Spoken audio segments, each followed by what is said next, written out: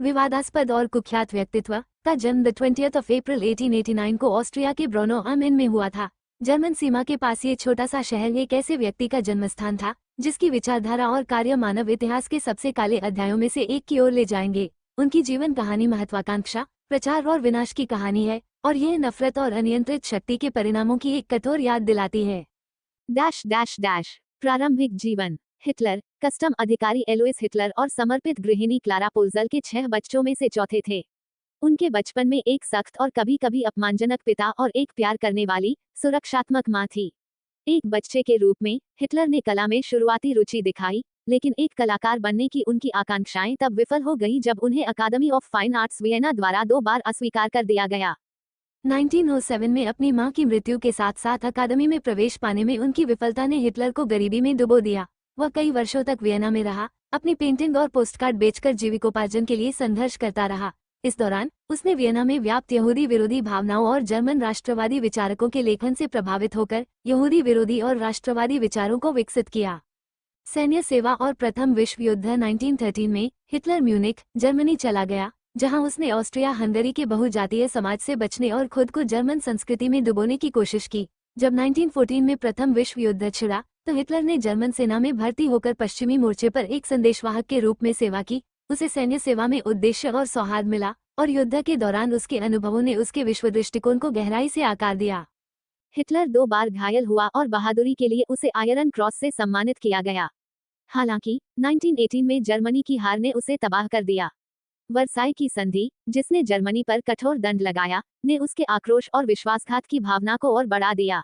उन्होंने यहूदियों, मार्क्सवादियों और अन्य लोगों को जर्मनी के अपमान के लिए दोषी ठहराया, एक ऐसा विषय जो उनकी विचारधारा का केंद्र बन गया। नाजी पार्टी का उदय युद्ध के बाद हिटलर म्यूनिख लौट आया और राजनीति में शामिल हो गया। वह 1919 में जर्मन वर्कर्स पार्टी डैप में शामिल हो गया, जो एक छोटा दक्षिणपंथी संगठन था। उसके वक्तृत्व कौशल और प्रचार क्षमताओं ने उसे जल्दी ही नेतृत्व की स्थिति में पहुंचा दिया। 1920 तक पार्टी का नाम बदलकर national socialist German workers party NSDAP या नाजी पार्टी कर दिया गया था। हिटलर के भाषणों ने वीमर गणराज्य, आर्थिक अस्थिरता और साम्यवाद के डर के साथ व्यापक असंतोष को भुनाया। उन्होंने एक एकीकृत, नस्लीय रूप से शुद्ध जर्मनी के दृष्टिकोण को बढ़ावा दिया और यहूदियों की निंदा की, जिन्हें उन्होंने जर्मनी की समस्याओं के लिए बलि का बकरा बनाया। नाजी पार्टी ने स्वस्तिक को अपने प्रतीक के रूप में अपनाया और विरोधियों को डराने के लिए स्टूर्मबैटलुंग जैसे अर्धसैनिक समूहों का आयोजन करना शुरू किया।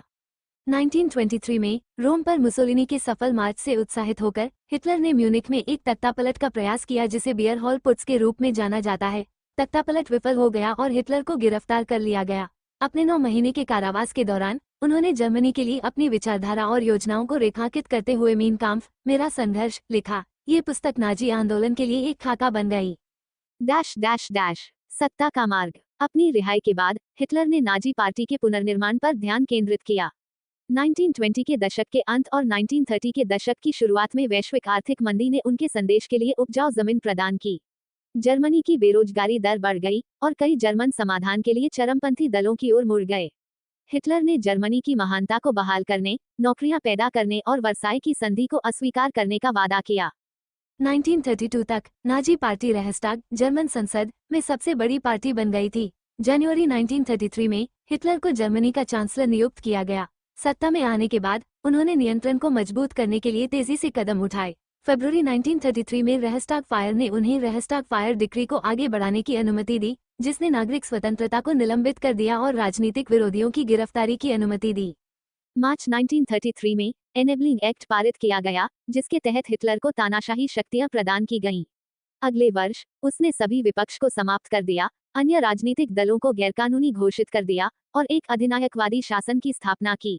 नाजियों ने जर्मन जीवन के हर पहलू को नियंत्रित किया, प्रेस से लेकर शिक्षा तक। तीसरा रह हिटलर के शासन में जर्मनी एक फासीवादी राज्य बन गया।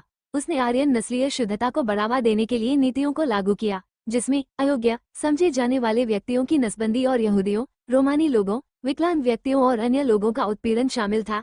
1935 के नूरनबर्ग कानून ने यहूदियों की नागरिकता और बुनियादी अधिकारों को छीन लिया, जिससे व्यवस्थित उत्पीड़न की शुरुआत हुई। हिटलर ने जर्मनों के लिए लेबेंसराम, रहने की जगह बनाने के उद्देश्य से आक्रामक क्षेत्रीय विस्तार भी किया। 1936 में जर्मनी ने वर्सल्स की संधि का उल्लंघन करते हुए राइनलैंड पर फिर से कब्जा कर लिया। 2 साल बाद जर्मनी ने ऑस्ट्रिया को एंस्क्लिस में मिला लिया।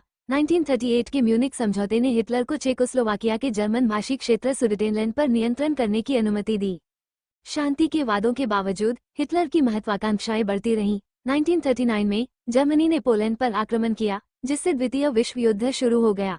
हिटलर ने इटली और जापान के साथ गठबंधन किया था और उसकी सेनाओं ने यूरोप के अधिकांश भाग पर शीघ्र विजय प्राप्त करने के लिए ब्लिट्जक्रीग बिजली युद्ध की रणनीति का उपयोग किया। होलोकॉस्ट हिटलर के शासन के सबसे भयावह पहलुओं में से एक होलोकॉस्ट था, जिसमें 6 मिलियन यहूदियों और लाखों अन्य लोगों का व्यवस्थित विनाश किया गया था, जिसमें पोल्स, सोवियत युद्ध के कैदी, रोमानी लोग, विकलांग व्यक्ति और राजनीतिक असंतुष्ट शामिल थे।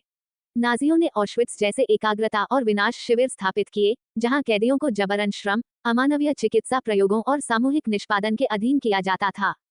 होलोकॉस्ट हिटलर के नस्लीय रूप से शुद्ध जर्मनी के दृष्टिकोण का एक केंद्रीय तत्व था। उसने और उसके आंतरिक घेरे ने इस नरसंहार को भयावह दक्षता के साथ अंजाम दिया, जिसने मानव इतिहास पर एक अमिट निशान छोड़ दिया। हिटलर और तीसरे रेह का पतन मित्र राष्ट्रों द्वारा मजबूत प्रतिरोध किए जाने के कारण हिटलर की शुरुआती सैन्य सफलताएं लड़खड़ाने लगीं। 1941 में मोड़ तब आया जब हिटलर ने सोवियत संघ पर आक्रमण करने के लिए ऑपरेशन बारबारोसा शुरू किया। अभियान शुरू में सफल रहा, लेकिन अंततः कठोर सर्दियों, रसद चुनौतियों और भयंकर सोवियत प्रतिरोध के कारण विफल हो गया। 1944 में मित्र राष्ट्रों ने डी-डे पर नॉर्मैंडी में उतरकर पश्चिमी मोर्चे को खोल दिया। इस बीच सोवियत लाल सेना ने क्षेत्र को पुनः प्राप्त करते हुए पश्चिम की ओर धक्का दिया। 1945 की शुरुआत में जर्मनी को घेर लिया गया था और मित्र देशों की सेना बर्लिन की ओर बढ़ गई। हिटलर बर्लिन में रीच चांसलरी के नीचे अपने बंकर में वापस चला गया, जहां उसने अपने अंतिम दिन बिताए। जैसे ही सोवियत सेना शहर के करीब पहुंची, हिटलर ने 29 अप्रैल 1945 को अपनी लंबे समय की साथी इवा ब्राउन से शादी कर ली। अगले दिन दोनों ने आत्महत्या कर ली। हिटलर ने खुद को गोली मार ली, जबकि ब्राउन ने साइनाइड निगल लिया। उनके शवों को बंकर के ऊपर आंगन में जला दिया गया ताकि उन्हें पकड़ा न जा सके। विरासत और प्रभाव हिटलर की मृत्यु ने तीसरे रेह और नाजी जर्मनी के अंत को चिन्हित किया। इसके कुछ समय बाद 7 मई 1945 को जर्मनी ने बिना किसी शर्त के आत्मसमर्पण कर दिया। युद्ध ने लाखों लोगों की जान ले ली, यूरोप के अधिकांश हिस्से को बर्बाद कर दिया और नाजी अत्याचारों की पूरी हद को उजागर कर दिया। युद्ध के बाद आयोजित नूर्नबर्ग ट्रायल में नाजी नेताओं पर मानवता के खिलाफ अपराधों के लिए मुकदमा चलाया गया, जिससे ये सुनिश्चित हुआ कि दुनिया होलोकॉस्ट की भयावहता को कभी नहीं भूलेगी। हिटलर की कहानी अधिनायकवाद, दुष्प्रचार और अनियंत्रित घृणा के खतरों के बारे में एक चेतावनी के रूप में काम करती है। ये हमें कट्टरता के खिलाफ सतर्कता के महत्व और लोकतांत्रिक मूल्यों की रक्षा करने की आवश्यकता की याद दिलाती है। जबकि एडोल्फ हिटलर का जीवन और कार्य अंतहीन बहस और विश्लेषण का स्रोत है, उनकी विरासत अत्याचार और पूर्वाग्रह की विनाशकारी क्षमता के खिलाफ एक शक्तिशाली चेतावनी बनी हुई है।